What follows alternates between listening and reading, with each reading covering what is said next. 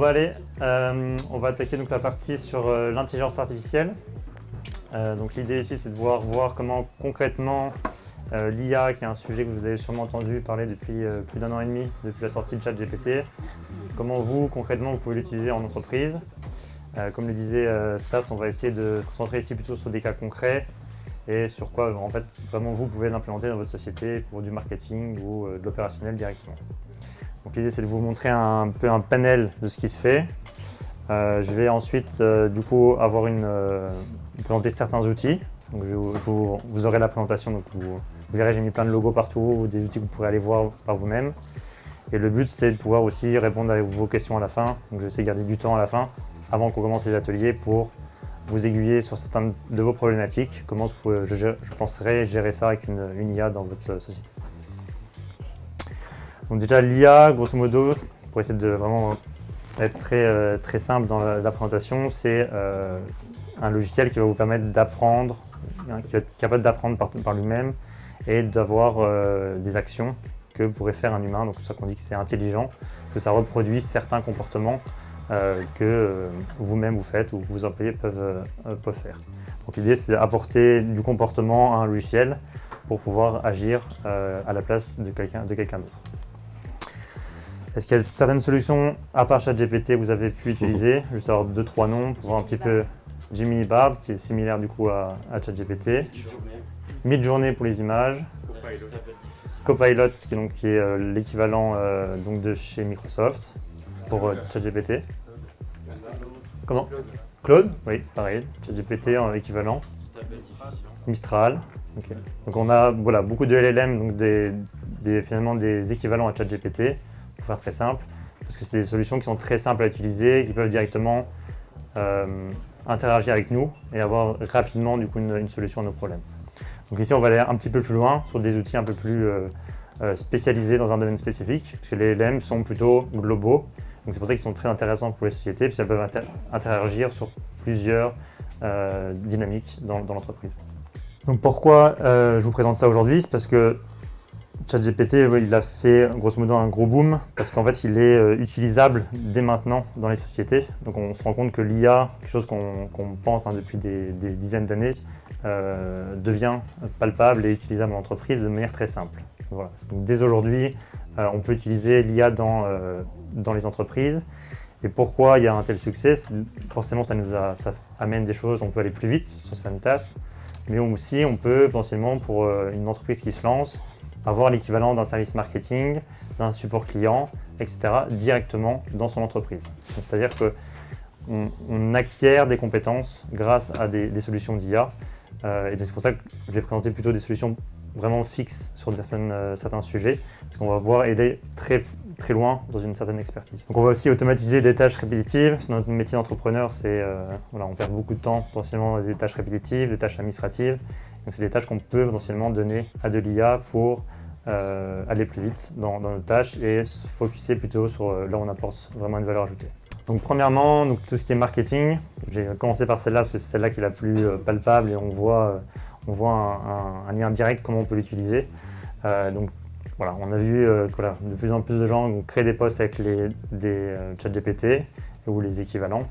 Et des solutions comme Copy AI ou des choses comme ça se sont créées pour vraiment focuser sur ce point. Comment je crée des posts sur les réseaux sociaux, comment je génère des vidéos pour les réseaux sociaux, et tout ça de manière automatique. Donc, typiquement pour la vidéo, si on a le temps, on mettra ça en fin d'atelier et on verra, vous pourrez créer une vidéo pour votre société en moins de 10 secondes. Également, la bataille maintenant, c'est aussi sur le contenu. Le contenu généré des blog posts, c'est des choses qu'on n'aime pas faire parce que ça prend du temps. On peut prendre une journée entière à rédiger un bon blog post. Donc là, l'idée, c'est d'utiliser des outils qui vont nous permettre de nous focuser et de nous produire du contenu qu'on va pouvoir modifier par nous-mêmes, mais vraiment accélérer, éviter le syndrome de la page blanche.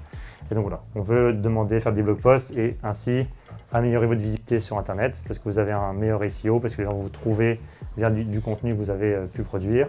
Et si vous produisez beaucoup de contenu, Google va considérer que vous êtes expert dans votre domaine et du coup, votre page va remonter plus facilement. Donc c'est juste un petit hack, mais si vous générez 2-3 posts par semaine sur votre site web, votre site remonte automatiquement plus rapidement dans les résultats Google. On n'est pas obligé de payer de la pub ni rien. Et voilà. Donc en utilisant un ChatGPT à 20 € par exemple par mois, vous avez la possibilité de créer de nombreux blogs, etc. On peut créer du contenu pour une newsletter, générer un livre blanc. Voilà, on peut aller vraiment très loin, même dans l'analyse de données, sur vos données marketing que vous avez en interne, sur la base d'un Excel. Pareil, quelque chose qu'on vous montrera directement dans un atelier.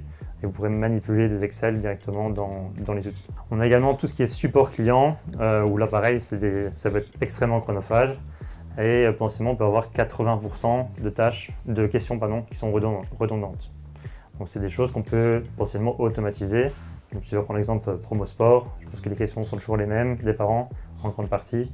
Est-ce que l'atelier est disponible? Est-ce que pendant les vacances, qu'est-ce que vous avez comme événement? Typiquement, voilà, c'est des choses qu'on peut automatiser via le chatbot, comme on a parlé à midi. Donc voilà, c'est clairement des choses qu'on peut directement automatiser ici. C'est notre support client qui est disponible 24 heures sur 24, 7 jours sur 7, et qui peut déjà avoir un premier rôle d'attirer aussi des clients vers nous et de capter potentiellement des leads. On peut voir aussi que l'IA peut analyser et auditer l'Internet dans son globalité pour voir si vous avez des commentaires sur votre société. Donc de savoir qu'est-ce que les gens pensent sur votre société. Donc on a fait un cas avec Chouf par exemple, où on a pu analyser de nombreux sites et de voir comment les gens pouvaient qu'est-ce qu'ils pensaient de la bière. Donc après on peut voir que les Espagnols n'ont pas le même avis que des Belges sur la bière, etc. Donc on peut adapter au final une recette en fonction du coup de certains commentaires, revoir un packaging, etc. On a également au niveau des ressources humaines, là je vais plus parler de l'IA en général, comment ça va pouvoir en avoir un impact. Des fois on a envie de recruter, mais voilà, ce qui nous bloque c'est rédiger la job description, puisqu'on sait voilà, qu'il faut l'écrire, il faut la faire. Potentiellement ici, on va vous montrer également en atelier, c'est des choses qu'on peut faire en seulement quelques minutes. Et donc un besoin qu'on a envie voilà, on a envie de recruter une nouvelle personne, on peut le faire de manière plus aisée. Donc on enlève ce blocage qu'on avait avant, de dire faut que je me prenne 1 heure à rédiger une bonne job description. Potentiellement, l'IA va faire le pré-mâcher le travail et il nous restera 5 minutes à adapter et à customiser un petit peu le résultat. Ça aussi, en tant qu'entrepreneur, ça nous enlève des fois un frein qu'on a sur les différentes tâches qu'on doit réaliser. Donc ça va nous permettre de vraiment nous lancer sur certaines choses. On a également la possibilité du coup, de travailler avec des personnes peut-être dans d'autres pays aussi, parce qu'on a plus cette barrière de la langue. On peut aussi attirer des talents parce qu'on va faire des meilleures job descriptions un peu plus attirantes. On va montrer qu'à une entreprise, à des candidats qu'on utilise l'IA, donc ça peut attirer un peu plus des profils un peu plus jeunes, un peu plus dynamiques. On peut potentiellement recruter aussi d'autres types de personnes en intégrant l'IA directement sur notre site. Donc on arrête un petit peu l'aspect théorique, on va rentrer un peu dans le concret. Donc typiquement, si je voulais prendre une entreprise qui doit gérer un petit peu de logistique, comment ça pourrait se dérouler? Par exemple, on sait qu'il y a Volvo par exemple actuellement qui a fait apprendre à une IA tous les défauts qu'il y avait sur une chaîne de production. Donc typiquement, ils ont pris plein de photos de voitures, donc des portes, l'arrière de la voiture, etc. Et ils ont fait détecter à des personnes à quel moment, sur quelle photo il y a des coups, il y a des rayures, il y a des déformations. Et donc l'IA a appris, donc avec le machine learning, a appris de comment détecter les défauts. Et maintenant, du coup, ils expérimentent le fait de pouvoir, sur directement la chaîne de production, pouvoir identifier des erreurs, des coups sur une voiture. Donc ça les évite d'envoyer la voiture, que le client soit finalement reparte avec sa voiture et détecte qu'après qu'il y avait une rayure sur la porte. Ils gagneront beaucoup d'argent en changeant la porte directement avant la livraison. Donc voilà, ils intègrent ce genre de solution pour s'assurer en tout cas qu'ils livrent un produit de qualité. On a potentiellement aussi la possibilité de faire la gestion du stock, potentiellement avec une simple photo. Si vous connectez ça par exemple une IA de Microsoft qui fait ça très bien, je peux prendre une photo ici et détecter qu'il y a X tuyaux sur cette photo. Et donc on pourrait faire potentiellement un inventaire d'un magasin, d'un stock directement en prenant des photos. Et donc du coup avoir un stock plus régulier, parce que finalement ça ne me prend que 5 minutes de faire le tour de mon stock. Et donc du coup d'avoir des chiffres et éviter tout ce qui est rupture de stock et autres. Donc une tâche qui était rébarbative avant, on la transforme en une tâche de moins de 5 minutes, qu'on peut faire plus régulièrement, et donc un meilleur monitoring, et du coup servir ses clients aussi mieux au final. Donc ça c'est l'avantage, c'est aussi que les coûts de ce type de solution sont réduits, parce que la technologie de Microsoft qu'ils ont développée pour ça, elle est déjà là. Donc en fait, ils vous vendent le service quand vous faites un appel. Il n'y a plus cette notion de ok, je développe tout, ça va me coûter 300 000 € de développer ça. La solution est déjà là, vous l'appelez et quand on vous répond la réponse, vous avez payé justement quelques centimes. Donc c'est là aussi pourquoi l'IA se démocratise actuellement, c'est que ça devient vraiment accessible parce que les solutions sont déjà là. Un cas concret aussi, potentiellement, j'ai créé un call center directement pour votre société, directement avec l'IA. J'ai mis quelques exemples ici. Donc l'idée serait par exemple de se dire ok, je vais essayer d'accueillir mes clients directement avec un call center qui parlerait dans la langue du client. Parce qu'en Belgique, on sait qu'on a plusieurs langues, donc voilà, il faut réussir à accueillir les personnes dans les différentes langues. Et potentiellement, on peut faire de belles choses. Alors, je vais juste essayer de vous faire une petite démo en live, mais comme avec le système de son, je ne sais pas si ça va fonctionner. C'est une démo de quelque chose qui est déjà existant? C'est ça. Donc c'est, vous voyez pas, qui est déjà appliqué? Qui est déjà appliqué, oui. Et c'est vous qui avez développé ça? Non. Okay. Donc je dis, du coup, c'est là que c'est intéressant, c'est qu'on peut utiliser des outils qui existent déjà et d'avoir un call center qui peut être, il y a de la configuration et c'est plus des coûts comme qu'on pourrait avoir par le passé. Et combien ça coûte? Je ne sais pas.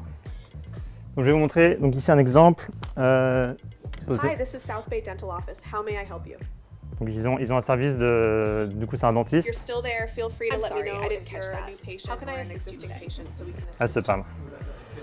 Donc c'est un dentiste qui potentiellement a créé du coup une IA pour prendre des rendez-vous et comme ça elle n'a pas besoin d'avoir une personne parce que du coup l'assistante est souvent avec le dentiste. Donc on prend un exemple très concret. Okay, vous avez la chance que je parle anglais parce qu'elle parle français mais c'est un peu compliqué. Hi, this is South Bay Dental Office. How may I help you? I want to take an appointment for today. I'm sorry, I didn't catch that. Are you looking to schedule an appointment for today? Yeah, I want to take an appointment for today. Are you a new patient or an existing patient with us? New patient. No problem. Could I please get your phone number and name to schedule your appointment? 04 05 06 07. Thank you. And may I have your name as well? My name is Rodolphe.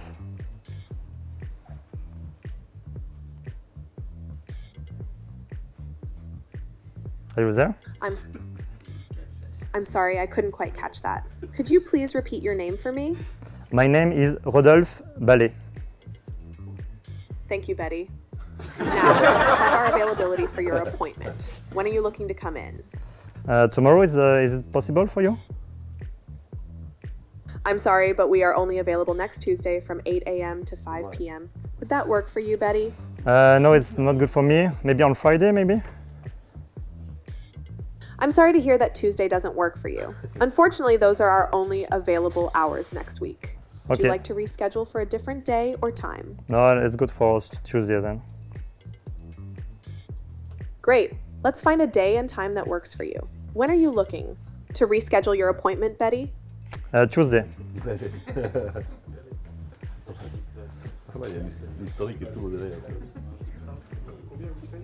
I'm sorry, I didn't quite catch that. The next appointment is good for me. Anytime it's okay for me. I'm sorry, but we can only schedule appointments for the upcoming week. Would you like to choose a day next week that works for you? Next week it's okay for me. Yeah? Great. Which day next week would you like to schedule your appointment, Betty? Monday?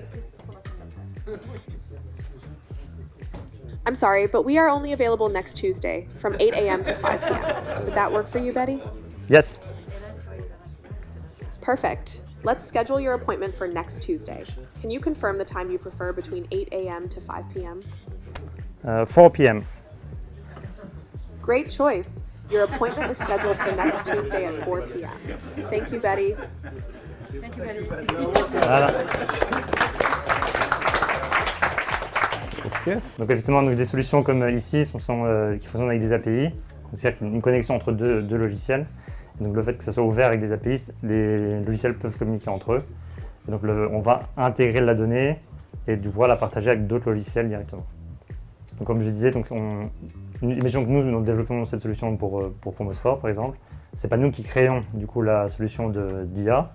On va s'intégrer avec elle en API et du coup on va pouvoir réintégrer ça soit dans le logiciel qu'on a créé pour Promosport ou un autre logiciel que Promosport utilise déjà.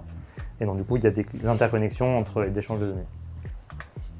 Et c'est pour ça qu'elle sait, dans ce cas-là, elle appelle l'agenda et elle me dit ok, quand est-ce que c'est disponible la prochaine fois?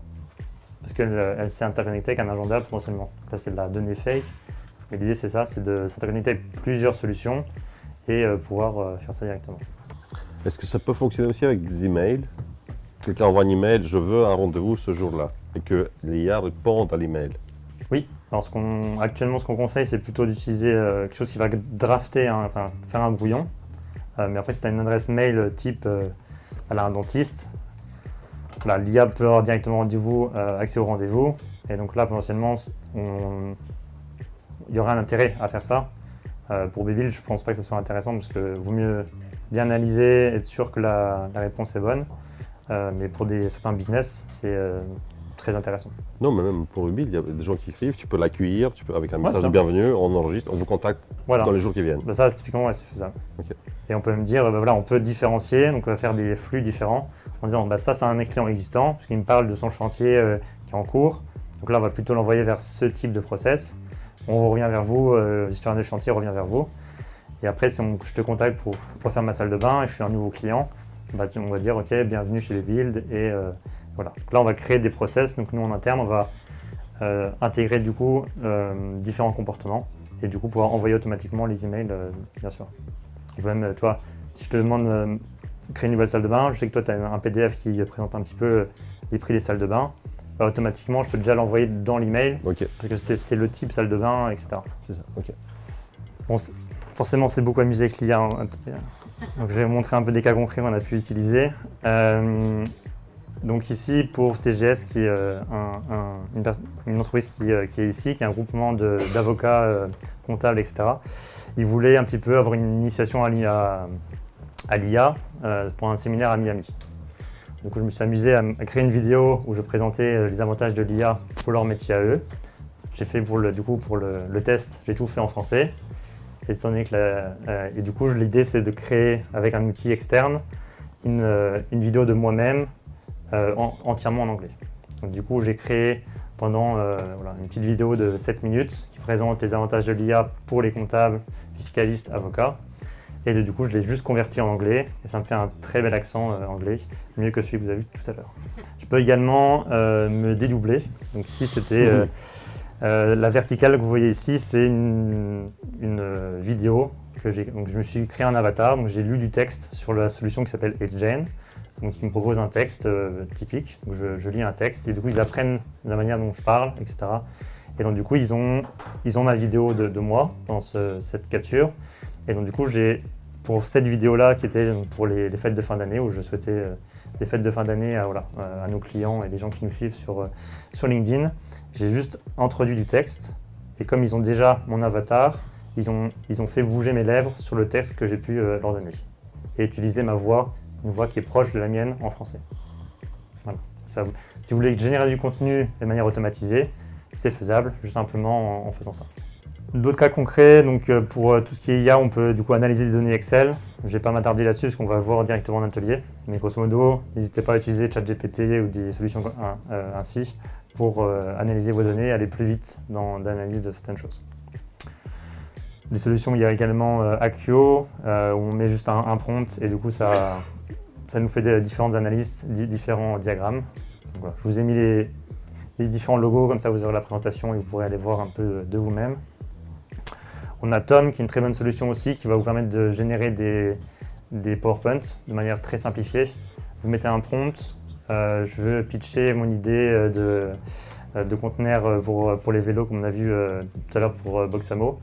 Du coup ils vont créer un prompt, une présentation directement et pouvoir du coup avancer une grosse partie de votre travail de présentation. Donc, pour les gens qui font des présentations de manière très fréquente ou on doit présenter un projet et choses comme ça, ça fait gagner énormément de temps. Donc les avantages, c'est que c'est quelque chose qui est utile pour moi l'ensemble des services dans les entreprises. Il faut juste réussir à trouver comment exploiter l'IA dans votre société. Ça vous permet d'être plus compétitif parce que vous allez pouvoir réduire des temps par rapport à vos concurrents. Ça vous permet d'acquérir des compétences, comme j'ai dit au tout début, que vous n'avez pas encore dans votre société, notamment si on est solopreneur ou une petite structure. Et ça permet de gagner finalement beaucoup de choses, et notamment aussi de partager tout ce qui est information en interne, parce qu'on peut stocker de la donnée dans l'IA et qu'elle puisse répondre à de nombreuses choses. Forcément, il y a un frein au changement avec l'IA, parce que du coup, si vous avez des employés, ils peuvent avoir peur que vous les remplaciez avec l'IA quand vous allez arriver avec ce projet-là. Donc il faut réussir à bien communiquer autour de ce type de projet. Mais voilà, l'idée c'est surtout se dire comment est-ce qu'on peut accompagner l'IA dans vos sociétés pour vous assurer grosso modo un succès. Et ça passe aussi par vos collaborateurs, donc il faut bien penser à prendre le temps de les former et de leur apprendre. Donc pour le futur, pour moi, ce qui est surtout important, c'est la PME est encore assez peu digitalisée. L'IA est encore un challenge en plus auquel il faut s'attaquer. Mais pour moi, on va avoir on a vu avec la conversation que j'ai essayé de faire avec vous, que les réponses sont quand même assez rapides, qu'on a presque l'impression d'avoir une interaction avec les humains. On va voir qu'il y a des solutions de type Grok qui sont équivalents à ChatGPT mais instantanés. Vous pouvez demander de rédiger un blog post mais c'est instantané. Alors qu'on voit ChatGPT qui prend du temps avant de rédiger chaque paragraphe, qui a un temps plus qu'acceptable, qui fait ça en moins de 10 secondes. Mais Grok, typiquement si vous voulez essayer, qui est très intéressant à aller essayer, ici on peut créer un blog post de 3000 caractères en demi-seconde. On voit qu'il y a des évolutions qui vont nous permettre de nous dire que l'IA va vraiment être accessible très facilement, elle ne va pas être très lourde à utiliser dans nos sociétés. Je vous ai mis différents outils qu'on remettra du coup dans la présentation sur le groupe. Donc différents outils qui peuvent vous aider. Typiquement TLDV, ça vous aide à capturer des réunions pendant que vous les faites. Lexis, analyse vos calls commerciaux et vous fait des feedbacks sur là où vous avez potentiellement pêché. Idéogramme, c'est tout ce qui est en relation avec les images. Flicky, ça génère des vidéos pour vous. Vitamin AI, c'est un outil qu'on vous présentera, qu'on a développé nous en interne, qui est un outil tout en un pour les entreprises. Vous aurez l'occasion de jouer avec tout à l'heure, donc vous verrez un petit peu les perspectives. Donc pour tout ce qui est outils également, on a des vidéos, qui est un outil de génération de vidéos que vous allez utiliser également dans l'atelier, qui va vous montrer comment créer une vidéo en quelques minutes pour votre société. Eleven Labs qui crée des voix naturelles pour vos vidéos, des choses comme ça. Moi, je vais prendre 2-3 questions, puis après on attaque les ateliers, et puis après je resterai disponible après les événements pour discuter avec vous. Merci Rodolphe, c'est super, il y a plein de facilités. Je me demandais en termes de risque par rapport à l'usurpation d'identité ou à partir du moment où tu mets ton visage et ta voix, quels sont les dangers? Donc effectivement, donc le risque va être certain sur tout ce qui est deepfake, etc. Deepfake, c'est le fait de faire une fausse image de Trump a eu ça. On a vu beaucoup d'images de Trump dans des manifestations où il était arrêté par des policiers, etc. Donc ça, c'est du deepfake. On remet la tête de quelqu'un sur une autre photo. Donc ça, c'est réel.